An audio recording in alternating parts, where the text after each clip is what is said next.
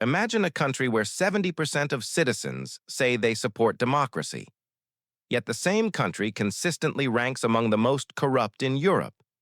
This is Serbia, a democracy on paper but a paradox in practice. Serbia's story is a puzzle. After the breakup of Yugoslavia in the 1990s, it embraced elections, political parties, and a constitution that promised freedom. Yet 3 decades later, Serbia sits in a strange limbo. It holds regular elections, but the outcomes feel pre-written. Opposition exists, but is drowned out by state-controlled media. On the surface, it's a democracy, but beneath, many argue it looks much closer to an elected autocracy. To understand Serbia's paradox, we need to trace its modern political path through war, corruption, global tug-of-war, and even the surprising choices of its most famous citizen, Novak Djokovic. When Yugoslavia disintegrated in the early 1990s, Serbia, under Slobodan Milošević, became synonymous with nationalism, war, and international isolation. Milošević's government collapsed in 2000 after mass protests, ushering in a promise of reform and democracy. But democracy didn't arrive as cleanly as many hoped. Instead, corruption clung to the state apparatus like rust. Politicians enriched themselves while public trust eroded. Successive governments, regardless of party, struggled, or simply refused, to uproot the networks of cronyism that had taken hold. By the 2010s, a new strongman emerged, Aleksandar Vučić. Once a nationalist, Vučić reinvented himself as a pro-European reformer. Yet critics argue he consolidated power by controlling media, undermining the judiciary, and turning elections into little more than pageantry. Serbia's democracy was alive, but suffocating. Today, corruption is the open secret of Serbian politics. Public contracts often land in the hands of government allies. Investigative journalists face harassment for exposing scandals. Transparency. International consistently ranks Serbia poorly compared to its European neighbors.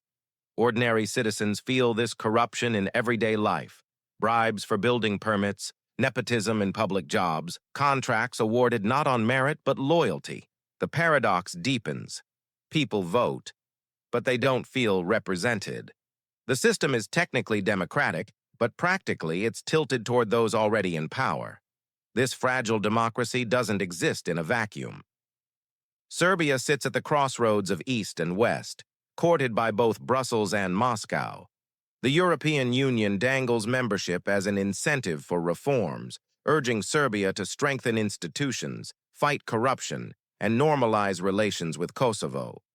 Yet progress remains slow, with leaders in Belgrade often stalling reforms while still enjoying EU funding. At the same time, Russia leverages cultural and religious ties, presenting itself as Serbia's historical ally. Moscow supplies energy, supports Serbia's stance on Kosovo, and spreads media narratives favorable to Kremlin interests. This geopolitical balancing act allows Serbia's leaders to extract concessions from both sides, without fully committing to either. The result? A democracy shaped as much by foreign pressures as by domestic politics, caught between promises of a European future and the pull of old alliances. And then there's Novak Djokovic, the face of Serbia on the global stage. For years, Djokovic symbolized national pride, the boy from Belgrade who became the world's best tennis player. But in recent years, even he has voiced frustrations with his homeland's political climate. His reported decision to distance himself, or even leave Serbia altogether, spoke volumes. For many Serbs, Djokovic wasn't just a tennis star, he was living proof that Serbia could rise above its struggles. His departure revealed how deeply corruption, bureaucracy, and stagnation can drain even the most loyal citizens. If the nation's greatest champion chooses exile over home, what does that say about the state of the country? Serbia is a country where the ballot box exists, but trust in the system is fading, where the promise of Europe collides with the shadow of Russia, where corruption corrodes opportunity, and even national heroes quietly walk away. This is the Serbian democracy paradox, a system that wears the costume of democracy, but struggles to embody its spirit? Drop your thoughts in the comments. Hit subscribe for more stories like this, and check out our video on the rise and fall of Yugoslavia to dive even deeper.